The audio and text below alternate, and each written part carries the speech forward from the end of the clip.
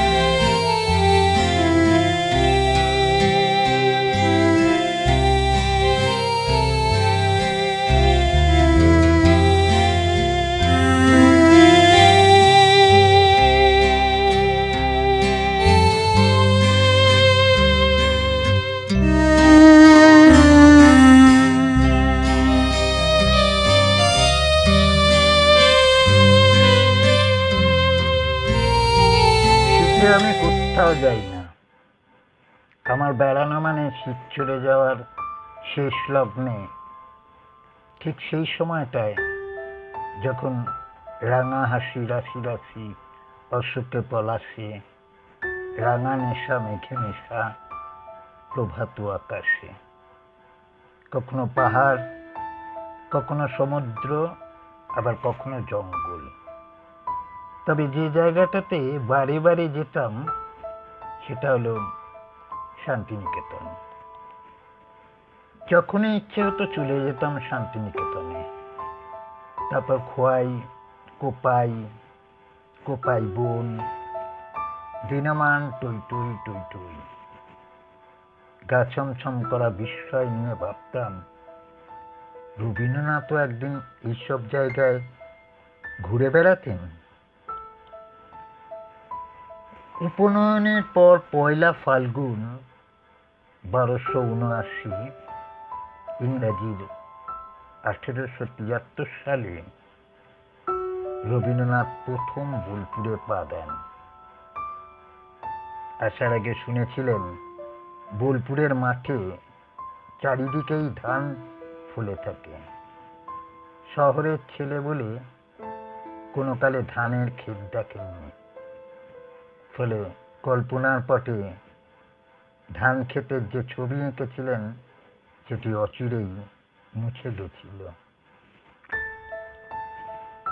জীবন স্মৃতিতে লিখছেন, ব্যাকুল হইয়া চারিদিকে চাহিলাম, হায় রে মরু প্রান্তরের মধ্যে কোথায় ধানের ক্ষেত। পরে আবিষ্কার করলেন বোলপুরের মাঠের কাঁকুড়ে জমির মধ্যে দিয়ে বর্ষার জলধারার আঁকা বাঁকা উঁচু নিচু নানা জাতের নানা আকৃতির পাথরে পরিকীর্ণ খোদাই পথ খোয়াই। কেউ তার কাজের হিসেব চাইনি, কারো কাছে সময়ের জবাবদিহি করাও ছিল না। এখানে একলা আপন মনে অনেক দিন তার বেলা কেটেছে। যখন তখন সেই খোয়াইয়ের উপত্যকা অধিত্যকার মধ্যে অভূতপূর্ব কোনো একটা কিছুর সন্ধানে তিনি ঘুরে বেড়াতেন। পুনশ্চ কাব্যগ্রন্থে খোয়াই নামে কবিতাও লিখেছিলেন। আমি যখন খোয়াই দেখি তখন সামাজিক বন সৃজন প্রকল্পে ওখানে ইউক্যালিপটাস আর সোনাঝুরি গাছের কৃত্রিম বনভূমি তৈরি হয়েছে। সোনাঝুরি কম, ইউক্যালিপটাস বেশি। কিছু কিছু শাল সেগুনও ছিল। লোকে বলতো খোয়াই বন। শ্যামবাটি থেকে কালভার্ট পেরিয়ে বাঁদিকে মোড় নিলেই সুদূর প্রসারী লাল মাটির কাঁচা রাস্তা, এক পাশে সেচ ক্যানেল, অন্য পাশে খোয়াই বন।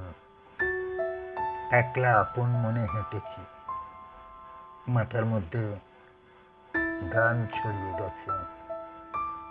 আজ জ্যোৎস্না রাতে সবাই গেছে বনে। যখন তখন গিয়ে সেই খোয়াই বনে তার সন্ধানে ঘুরে বেড়াতাম, অথচ জানতাম না কার সন্ধানে। যা খুঁজে পাওয়া যায় না তারই সন্ধানে পথ হাঁটা। জীবনানন্দও হেঁটেছিলেন 1000 বছর ধরে। একদিকে এই সন্ধান করে ফেরা, অন্যদিকে লক্ষ্য করতাম শান্তিনিকেতনের জিওগ্রাফি, ডেমোগ্রাফি, এনভায়রনমেন্ট সব কেমন যেন পাল্টে যাচ্ছে।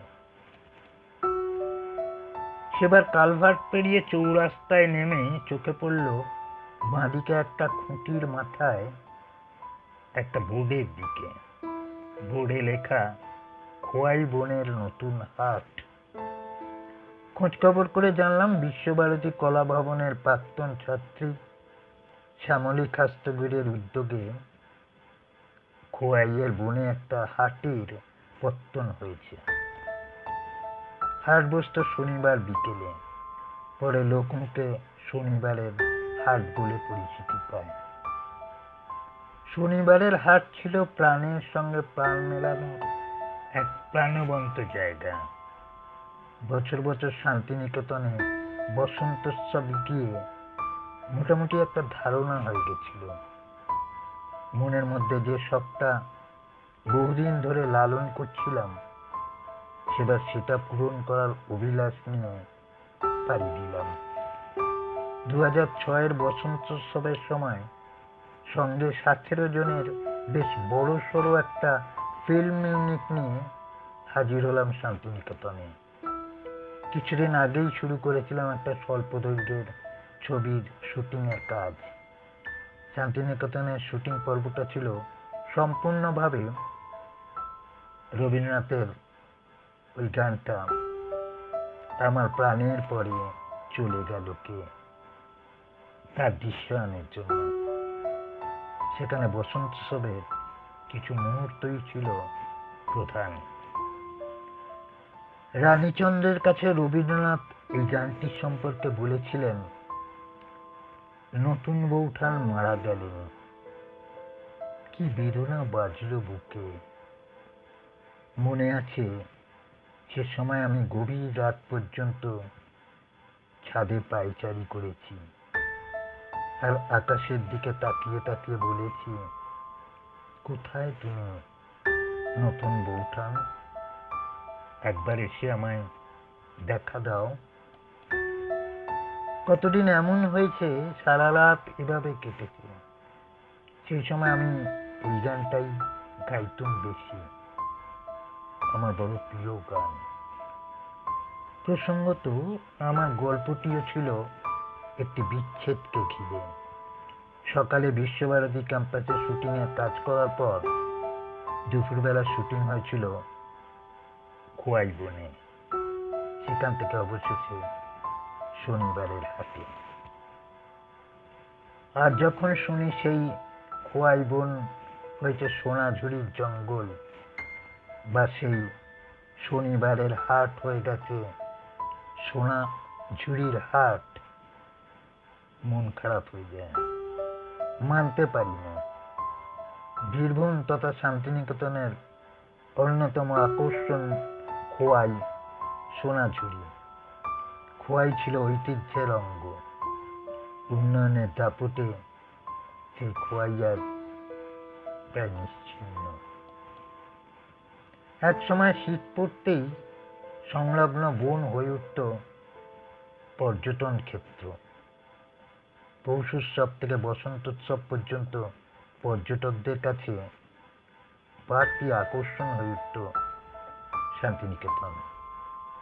এখন যদিও সারা বছরই ভিড় জমে শান্তিনিকেতনে, সোনাঝুরিতে। তবে উৎসবের সময়গুলোতে এই ভিড় উপচে পড়ে।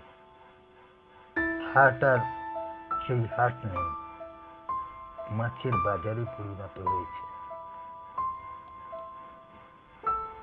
ভালো লাগলে পেজটি অবশ্যই লাইক ও শেয়ার এবং চ্যানেলটি সাবস্ক্রাইব করবেন।